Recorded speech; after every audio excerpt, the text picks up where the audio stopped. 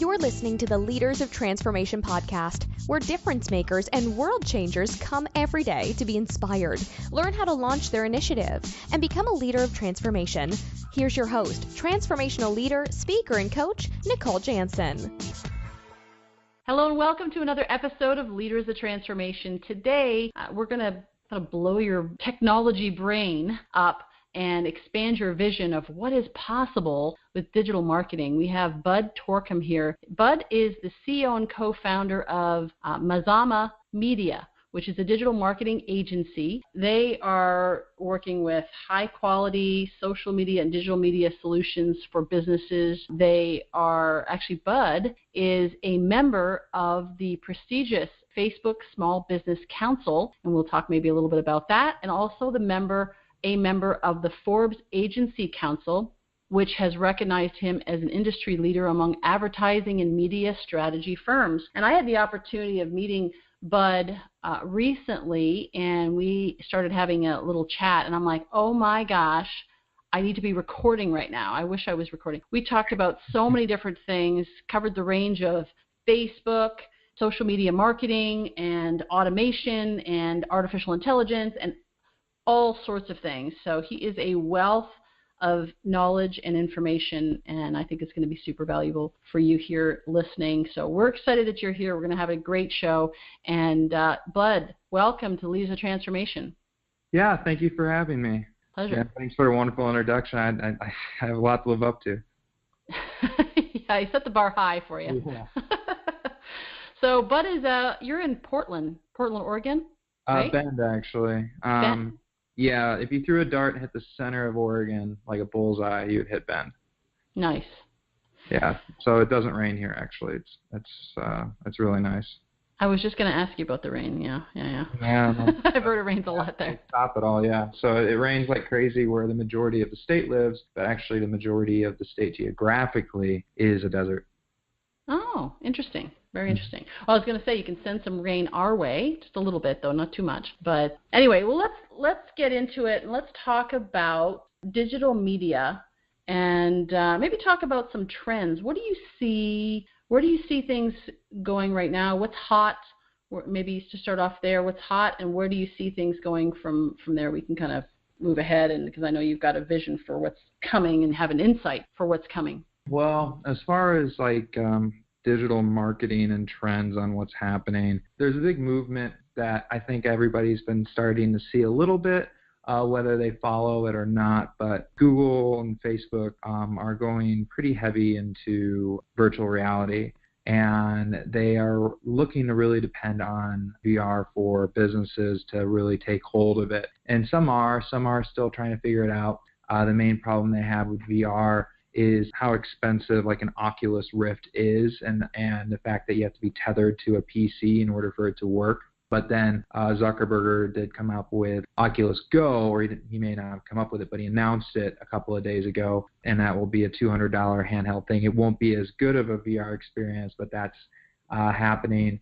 And so the digital trend of what the narrative is trying to be written as is trying to push towards VR. That's if you're in the future a bit, if you're really forward looking, you should be looking at that for your business. If you're like, okay, well, what's happening right now? It's really coming down to trends of how can you create the best possible funnel, and how do you make it automated to the best of your ability so that you can just have it be pumping out business. And it's not as easy. It's way easier said than done, because if it was super easy, then everybody would do it and we'd all be billionaires. But the reason it's not so easy is because you have all these ways that you can target people now that you weren't before. Like in the old days, you'd just be like, okay, let's put up a billboard and people will see it as they drive home and we'll grab that crowd. Well, now it's more like, well, we can grab people who are vegan, that only eat organic vegan, who make over $100,000 a year, who live in the southern part of California, maybe even an exact zip code, maybe an exact block radius, and also drive Teslas, because I'm pretty sure that's my market. But if you don't end up testing that, then you're either right or you're wrong. And if you're wrong, and if you're not testing, then you're not going to learn from it. By testing, I mean split testing. So that's what the trend is that currently is making sure that you're never assuming anything, and always testing everything. Even if you think you really know your clientele, you might be surprised as to what they actually are into when you start A/B testing your audiences on whether it's Facebook or Instagram or Google. So talk about that actually, because last time I was so impressed with what you were and amazed with what Facebook actually knows. I knew that it was a search engine, and they're doing, of course, a lot of background, demographic work and psychographic work. So, but I mean, what you shared was pretty amazing, like what you just described right there. Literally, that's Facebook that can do that, and Google can do it as well. But I don't know that Facebook can all do of it. us realize. Yeah. What is Facebook doing right now in terms of tracking what they're able to track? How do they do that? And of course, then as our listeners who are entrepreneurs, leaders of transformation, that could be different things. They could be an entrepreneur. Most of them are. But it could also be a nonprofit that they're looking for the right donors and so forth. And they can, of course, apply this and saying, okay, how do I use that in my business or my nonprofit? Well, if we're talking about like nonprofits, you're really looking for donors, and there now is a Donate Now button available through Facebook.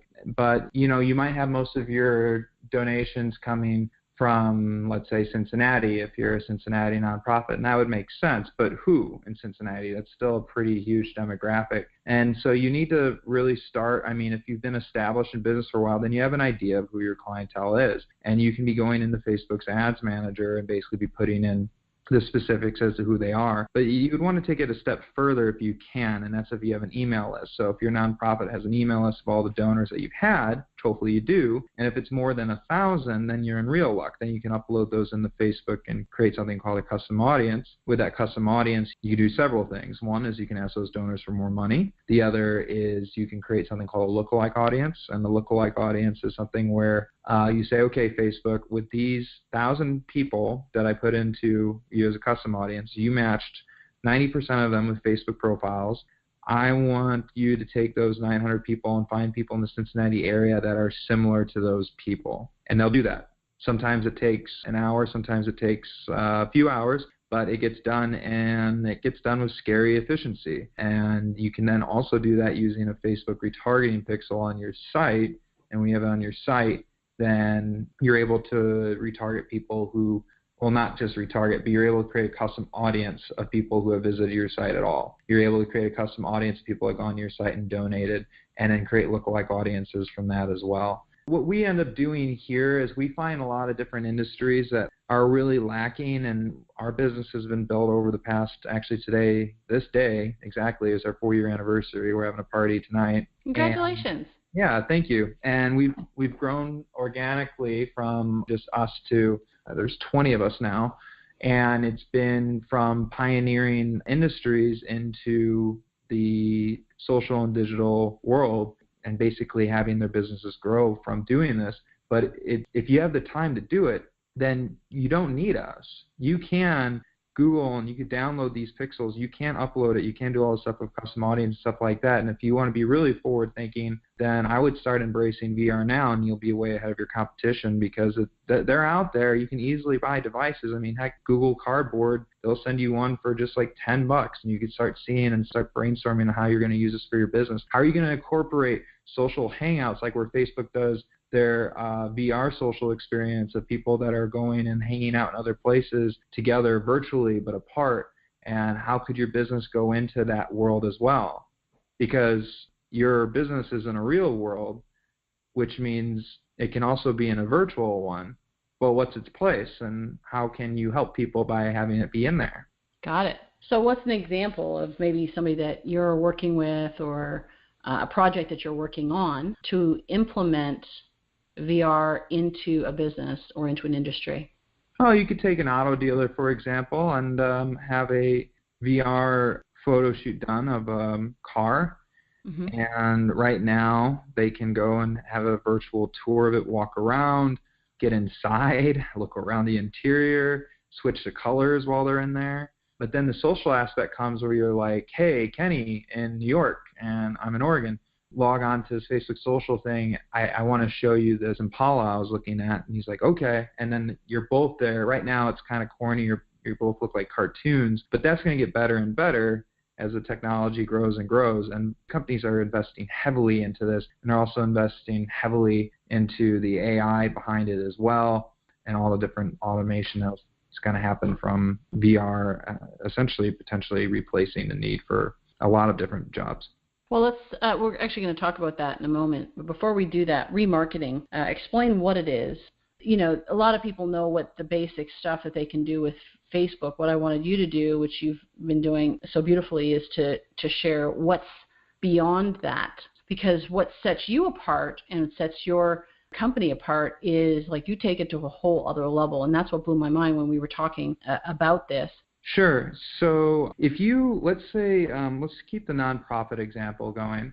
If you had somebody go to your site for any reason, and let's say it's a nonprofit, it's a big animal dog rescue, and somebody goes to your dog rescue and they went because they heard it from a friend, so they went to it online, or they saw it on Google and they went to it, or they saw it from a Facebook ad you created and they went to your site. Well, that means there's interest. They have slight interest. We don't know the degree of it yet. And if you don't have any tools in place, you won't know the degree of it. So a Facebook pixel will allow you to know a few things. 1, how long they were there for. 2, did they come back? 3, what sites they've been to. Also 4, if they did any call to actions which matter to you, like give you their name and number for figuring out an adoption on a cute dog you guys have there. So if that pixel is not put into place, which is a really simple thing of code that you put across the entire site, you just want to make sure it's set up correctly. You don't want to blanket it. You want to make sure that it's set up for each page. There's a different thing happening. That way, like if somebody goes and looks at the dog part of it, you know, if they look at the cat part, you know that that was a cat person. When somebody goes, in this specific example, to your site, you know that not all of them are going to be like, all right, I'm coming in the next day and rescuing that dog, or I'm going to donate money to that cause because we need to help dogs in need. You know that that doesn't happen the first time they visit there, especially on big decisions like that. So being able to retarget them is key, and that's what this pixel allows you to do. So whether they came there because of a friend, or they came from Google, or they came from Facebook, you're able to collect that data and then get a video of, and if you have your pixel set up well enough, of that specific dog in their news feed that they were looking at. Wow. Or that specific cat, and this could, you know, transcend obviously in anything you can think of. You know, that specific cat they were looking at, that specific car they were looking at. I mean, it's anything. And then at that point, when you start using videos within Facebook's platform and Instagram's, and I keep on referencing both of them because Facebook owns Instagram, then you're able to measure how much of it they watch. So if they watch 0 to 10%, you can say I would recommend investing just about 75 cents into that category of people to try to get them reinterested in the dog. If they watch the entire video, I would recommend asking them to call now to set up an appointment, or using a Facebook lead generation ad to getting them to give you their name, email, and phone number for a time for them to come in and see Fluffy. If they watched 50%, then you could put them further down a funnel where they see perhaps a Canvas ad on why your nonprofit's so great. And this is all going to have different KBOs, key business objectives as well. So you can have a key business objective of giving donations, then we're not talking about dogs anymore, we're talking about donations, or getting patients into your LASIK center. I mean, it goes across anything. And probably the biggest thing, since we're going deep into Facebook here, it's becoming less and less apparent, but I still see it all the time, is there's this big misconception with baby boomer and Gen X male entrepreneurs that think that their peers, other baby boomers and Gen Xers, are not on Facebook because they're not on it. And the truth is that is so not true. They're not on it sometimes just because they're so busy, they're running a business, and I know what that's like. It takes a lot. But then you ask them, okay, is your wife on it? No, oh yeah, she's on it all the time. And then it clicks for them. Mm-hmm. Oh, okay, just because I'm not on something doesn't mean that a ton of other people aren't on it. And we kind of broke through that actually 4 years ago. One of our first clients was an RV dealership, and there's like 9 of them, and we've blown up with them to this day. But the thing was, like that owner, he was under that same impression. And I was like, well, let me prove you otherwise. And now we're selling RVs like they're going out of style because not only are older people on Facebook, but for the most part, that is their platform. That is it. If they are on any social platforms, it is typically just that one. If they're if they're over the age of 50, and who donates a lot to nonprofits and who buys RVs? People that are over the age of 50 typically, and they're on there because the photo album died. Like there is no photo albums anymore. So if they want to see their grandkids, you say, yeah, Mom, Dad, get on Facebook. They're there. And so they have to learn it because they want to see their grandkids. And in between their grandkids is that nonprofit that they want to donate to. And if they go to it, then it's perfectly targeted and retargeted for the next time they're on it, which on average is 14 times a day for people over the age of 50. People over the age of 50 are on Facebook 14 times a day? On average, yeah. Wow. What about younger generations? What's the stats there? Well, it depends how young you want to go. So the 25 to 30 is more of like 10 times. Under 20 is like 3 times a day. Women between the ages of 40 and 50 are on it on average like 24 times a day, or 25, something like that.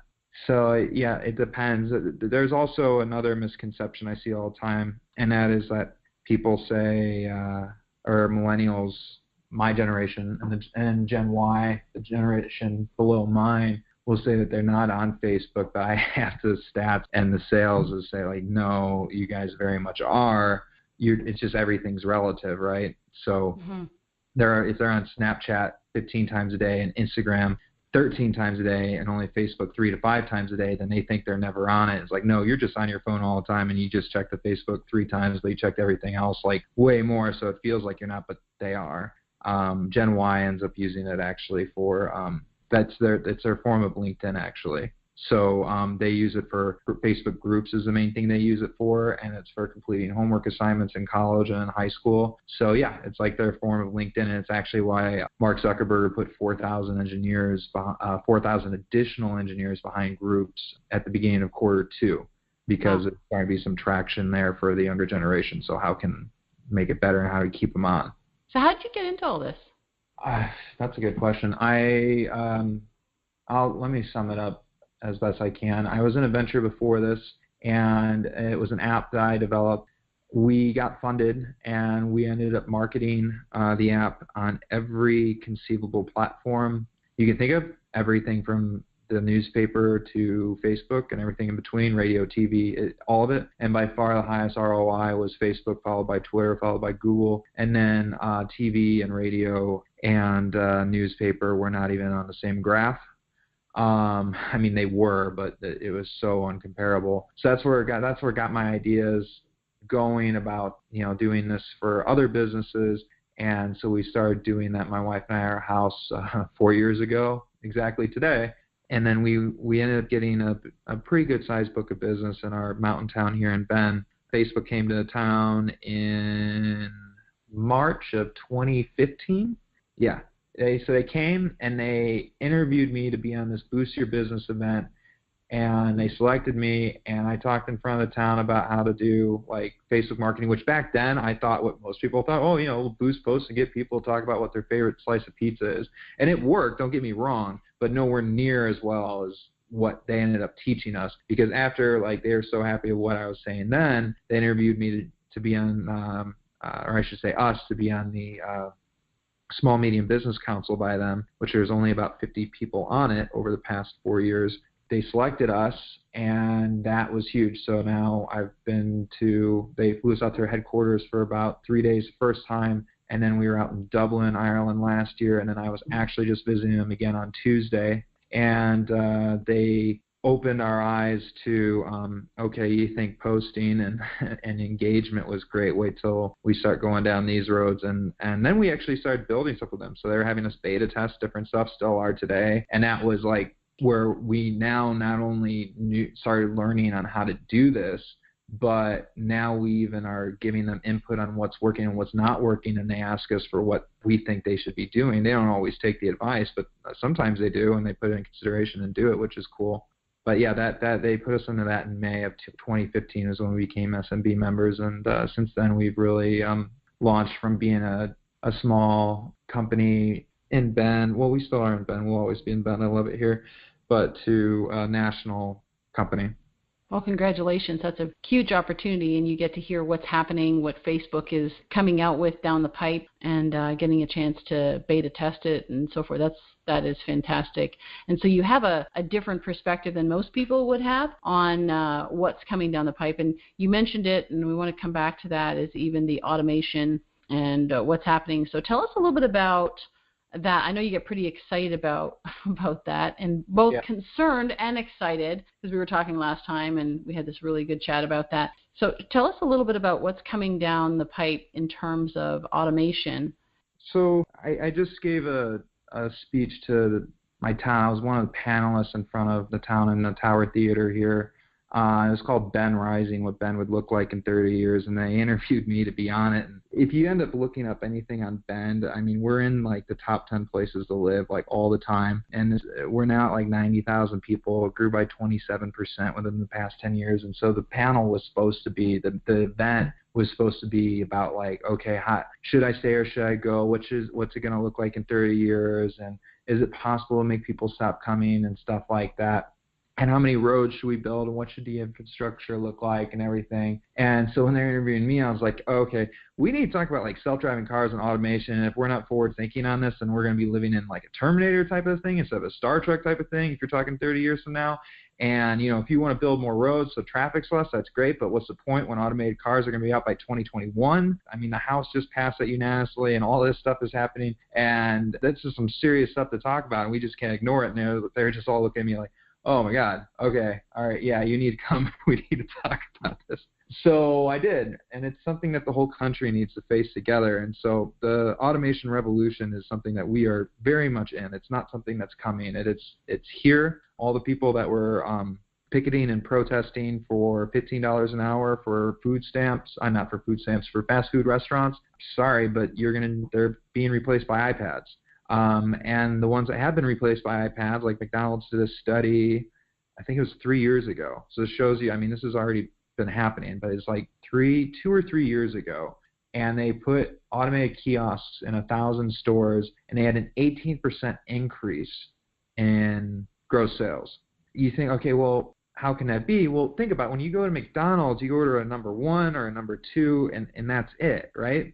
And then the person that's taking your order is like, okay, do you want a Coke or a Sprite, or what do you want to drink? And maybe they'll ask you to make it a large. Maybe. That's like the one upsell potential. The kiosks, they never forget the upsell. They're like, okay, you want a number 1. Do you want an avocado to that? Do you want to add bacon to that? Do you want to put an apple pie on that? And you're like, yeah, why not? It's my birthday. Let's do all 3 of those things. Okay, well, instead of the drink, how about the strawberry shake? And that's actually only 75 cents extra, or whatever it is. I don't go there anymore. But all that kind of stuff, that adds up, and it's never forgotten. So that's happening. At the same time, you have this self-driving car revolution that's happening. And I started to really realize the technology when I went to Denver for a buddy. One of my best friends got married, and we came last minute. The whole thing was last minute. I was just working too hard, and all of a sudden realized, like, I got to get a plane ticket. I got to get to Denver, and I got to rent a car. And I was trying to rent a car when we landed and in Denver, and there was no cars. So we ended up renting a Tesla from Turo. And that was cool, just to experience what a Tesla is like, the Model X. And boy, was it cool. So the car literally drives itself. And I mean that in every sake of the word. It drives itself. It made me touch the steering wheel about once every 7 minutes just so it like complied with the government. But that was it. Like, all Teslas have the ability to be automated. They have all the programming in them so they can drive themselves safely. Wow. They're just waiting for the law to be passed. The law is passed, it's okay, they're all going to be able to do it. That's amazing. Yeah, and then you have GM and Ford all vowing to have driverless technology by 2021. And then you have self-driving trucks, which is where the real problem is going to end up coming in Nevada. That's going up and down. It's been driving for thousands of miles without anybody in it. When it comes to truck drivers, there's 3.5 million of them in America, and there's 8.5 million jobs tied to that for truck driving companies, and that would all be automated out pretty quickly. The other thing that's kind of amazing about it is one of my mentors was pointing out, and I researched and found it was true, is 40% of American males drive some kind of machine, some kind of vehicle for work, whether it's a truck or a forklift or an Uber, 40%. And there's also a map of like looking at like what the biggest industry is in each state. It was absolutely mind-blowing, including California, the state you're in. The biggest industry there is trucking. It's across almost every state, and there's a handful that aren't. Like I think in Arizona, their biggest thing is like accounting or something like that. But besides that, it's trucking. Illinois trucking, all these places trucking with occasional spots of different industries. So, okay, I used to have a mentality towards this that we're pretty screwed when this happens, and we better start thinking of how we need to be socialists, and that is an option. But I read a book called Humans Shall Not Fly by Jerry Kaplan, and I ended up talking to the author, and Jerry and I were talking a bit about ideas of how businesses can end up funding the positions that they need through lending, and not only businesses but banks. And it can be done like a mortgage, where it's on a specific knowledge base that person would need in order for them to work for that company, and that's actually needed more than people think. For example, I think it was the Washington Post just today said that there is 10,000 people that know AI coding in the U.S., and that's it. So they are desperately needed because you just don't have Facebook and Google and Snapchat all vying to get them. But now you have Ford, Tesla, GM, all the car makers want AI for their automated driving. Is that going to go offshore then? If we don't educate the people here, then it would go offshore, wouldn't it? Yeah, well, sure. I mean, if they could find them. I mean, I think it's a problem across the world in this new frontier, this new industry. The average AI coder is able to make $300,000 on a low end up to millions. So If you're able to then, the thing is about coding and AI coding, all it is it's just learning a language. It's not rocket science. A lot of people think it's rocket science, but you could go to codeacademy.org and start learning how to code. You can do this stuff. If you go to Europe, you notice that, like, my experiences I don't know what the exact numbers are, but my experiences in Europe is that people know at least 2 languages, if not 3 to 6. Mm-hmm. That doesn't mean that they're smarter than us. It means that they've just been around it and they've adopted to it and they've learned it just because they've been around it with so many different cultures, while we are just mostly English speaking and the majority of Americans just speak English. So if you just were to dedicate time to learning the language of coding, and if companies were to then subsidize that because they need it in order to go forward and make these mortgages, and then banks could get into that as well, then you can have a solution to like where all these jobs end up going. I see no reason as to why somebody who was driving a truck that has just a reasonable idea of education, and by reasonable I mean just like high school or above, should easily be able to figure out how to code, as long as you put the time behind it. And by time, 3 to 6 months. Not that much. And that's just talking about a few hours a day. So what I'm hearing you say is that there's a huge shift that's happening right now, and things are going to be automated, whether we like it or not. You can pick it, you can fight it, but it's coming, and it's going to hit every industry. Core industries in our country that are also going to have that ripple effect, like the trucking industry, then of course is logistics. And if you've got trucks driving down the road without anybody in them, then there's less of a need for those restaurants along the way, and of course there's less of the conveniences, right? Hotels. The travel stuff, that's the hotels, all that stuff. Mm-hmm. So it changes industries. It's like this huge ripple effect that goes out. Yeah. But that being said, that's all happening, and yet there's an opportunity here, and we can either look at it one or two ways. So this podcast is all about leaders of transformation. The transformation is occurring. It's what do we do about it? So we can resist it or we can embrace it. And by the sounds of what you're saying is that there's a critical decision that we need to make, and we need to embrace it as a country, because otherwise we're going to fall behind. And things are going to get outsourced, because you're going to have people in India and China who are going to say, teach us, we'll do it. But we need to learn that here. And so maybe the shift, the transformation, and the shift that needs to happen is to embrace that, is a mindset of seeing the opportunity as opposed to seeing this as an obstacle, as losing jobs. We were talking about Paul Pilzer, and I was sharing with you some of the things that I had learned from Paul Pilzer, being an economist. He wrote a book called Unlimited Wealth, talks about economic alchemy. And there's this opportunity that's there. You can create wealth by using your personal resources, your skills, your strengths, or what you can learn, and then combining that with technology and how technology is moving forward. And you can create, that's your wealth. Wealth equals your personal resources times technology. And the speed of technology is moving so fast that we need to get on board. Even you were talking about Facebook. I mean, some of the stuff that you were talking about in the beginning, some people might have, who were listening, and even myself at one point, I would have glazed over and went, "What are you talking about?" And yet at the same time, that's, the reality is our world is shifting and evolving, and it's not rocket science. We just need to take the time to learn it, and the opportunity is there to do it. Exactly.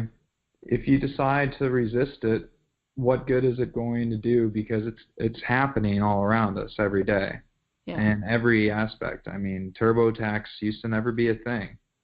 But now H&R Block is making software and stopping to hire CPAs for a reason. It's in every single aspect of of how we work and how we live. And it's like, okay, well, you can either be like, all right, well, I'm down to learn this and get into this next chapter and be an awesome functioning part of society, or you can throw down your fist and be like, no, I don't like change. Wham. And you know what? You're just going to get left behind. I forget what the group was called, but there was some group in the Industrial Revolution that went around destroying lumens or whatever it's called, the things that were weaving shirts and stuff like that, and it ended up outsourcing a lot of jobs. Yeah. So they just went around and started destroying all those things, thinking that would stop it. They didn't stop it. They just built new ones and hired security. Like, you're not going to stop progress, and that's what's happening right now. It's a lot of progress, and it could actually end up being a really beautiful thing where we're able to become more creative, and all those manual jobs that you didn't want to do, flipping burgers or just like taking things and putting them together on an assembly line, those can all be done by machines now, and the human creativity, like, that can start to come out more and more. And that's awesome. I mean, who doesn't want to be creative? Who wants to just be a cog in a machine? Yes. So tell us about how you're using that with, maybe give you an example of how you're using it in your business or with clients, how you're embracing it. So one of our core values here is knowledge. We have our team members that study hard to take Facebook Blueprint course certification tests. I have a team member who we had a scholarship to a marketing educational trade school here, and sent her and said, you don't have to, but it's up to you, and she jumped at it, and she's been learning a ton. So, and then we have a few coders that are always looking into like what's coming next, and then research and development as to what's the next thing looking at, what's VR going to look like for our business and things of that nature. So always forward thinking. And what's that book called? Smell the Cheese? Who moved my cheese? Yeah, exactly. Who Moved My Cheese? Everybody here read that book about a year ago, and since then it's just like, okay, all these changes are necessary, and we're going to be consistently changing. That's a good thing to have in your culture, because when your culture allows for change to be less friction, I mean, I don't know if it's possible to have no friction during any changes, but the less you have, the more fluid things are going to be, and the easier that your business and our business has been able to adapt to the newest and latest stuff. I mean, just alone, if you talk about automation of social media marketing, it's gone from, in my business alone, it went from where we were having to manually post all this stuff every day and respond to all of these people, and it was so labor intensive, to automating that to have a higher ROI by doing specific ads and specific news feeds to specific people with KBOs, driving sales, not driving likes and comments, and one person is able to handle probably 2x the amount of accounts that they were able to handle when we first started here. And I was sort of embracing, okay, how do we automate this? But then you can go too far with it, so be careful about that. We're a lean company here. That was the concept that Toyota came up with in the 1950s. It took them from a tin can car manufacturer to they're now considered the best manufacturer in the world, not only car manufacturer, just plain manufacturer in the world. And it's from continuously improving all of our processes every single day. And it's been helping us big time when it comes to efficiencies and like asking ourselves, do our clients care about this? And if it's no, then okay, why are we doing it? And that's all part of automation, especially when you start to combine computers. The part that I would just be like, hey, learn from our mistakes is don't automate customer service. I learned that the hard way. Yeah. So now we're back to not doing that, but we did go down that road. Wasn't good. And then we're like, yep, nope, that's something that we'll never do. Well, never say never, but we're not going to be doing again anytime soon unless there's better robot customer service voices out there, which actually does exist, very much so. They're replacing telemarketers. Well, it's interesting you say about customer service because I don't know anybody who says, oh, I love, as a customer viewpoint I'm talking about, I love going through 16 different menu prompts and all that to finally get to a person. I don't know anybody who says that to me. Now, companies are putting it into place, but, it's frustrating. You're like, I just want to talk to somebody. None of these options are what I'm looking for. But I understand the efficiency, too, that it feeds it to the right people. But, oh, my gosh, if you don't do it right, then it really does frustrate people. And then, of course, you have a detrimental effect on your business. So very, very true. Yeah, with us, we just, like, when somebody calls, there isn't any of that. Somebody picks up the phone right away, and that's it. Like, we did have, like, a press 1 for this, press 2 for that. I was just like, no, stop that. I was actually, though, referring to outgoing sales, telemarketing is starting to become robots, actually. You can tell when they call and they're saying, hey, how are you doing? It sounds very natural. And if you talk back, often what I hear is they'll say, let me adjust my headset. And you're actually having a conversation with an AI robot. Wow. Yeah. That's crazy. Yeah, and it's sometimes pretty hard to tell if it's a human or not. So for our entrepreneurs out there, we talked a little bit about nonprofits and kind of went back and forth a bit. It applies to everybody. I mean, what you shared was, I think, very valuable. It was a raw, real conversation, no hype, but this is what's going on, and I really appreciate that. For our entrepreneurs out there that are saying, oh my gosh, this is a lot, words of wisdom or encouragement for them. If you have the time for installing a Pixel and doing all that stuff, do it. If you're doing traditional marketing like direct mail or radio or anything like that, seriously look at Facebook, do some research, and Instagram and Google, and realize that you can drop your shotgun and pick up a laser, so to speak. Because that's what the approach used to be, was just like a blast and let's see what sticks. But when you do it right, you can have it just be to the people that matter most to you. You just have to make sure to always just test it. Never assume, always test. Never assume, always test. That is gold right there. Marketing is all about test and measuring, right? So. Yep. Awesome. Well, thank you so much, Bud. I know that you got a lot going on. You're burning the candle at both ends by the sounds of it, and go all the time. And now you got a party tonight, so we don't want to keep you. We want to have you go and celebrate with your team. How do our listeners reach you? And I know you have a free gift that you've got to give them as well. Maybe you can share that with us. Yeah, we have the Facebook cheat sheet for you guys. It lays all down exactly like when it came to that pixels, retargeting, any of that stuff that may have scared you. We put it in a cheat sheet for you, and then you could implement yourselves. And you can reach me. I'm really active on LinkedIn, Bud, B-U-D, Torcom is T-O-R-C-O-M, and Bud at mazamamedia.com is my email. So we'll have a link to the cheat sheet. We'll also, for Facebook, we'll also have the link to your LinkedIn and your company website as well. And that'll all be in the show notes on Leaders of Transformation. Bud, thank you so very much for taking a few minutes with us here today and sharing us a little vision of what is, but also, more importantly, what is to come, so people can start getting ready for it. So thank you so much. Thank you, Nicole. I had a great time. That was a pleasure. And thank you for listening. We hope you got some insight into some of the trends and things that you need to be aware of. If you own a business and you want to take it to the next level, you want to be a leader of transformation, these are some of the things that we need to embrace. I'm 45, and sometimes, you get to the point where you're like, oh, do I really need to know all this? Yes, you know what? It's not an obstacle. It's an opportunity. We can learn this. Thank you for listening. We look forward to seeing you on the next episode of Leaders of Transformation real soon.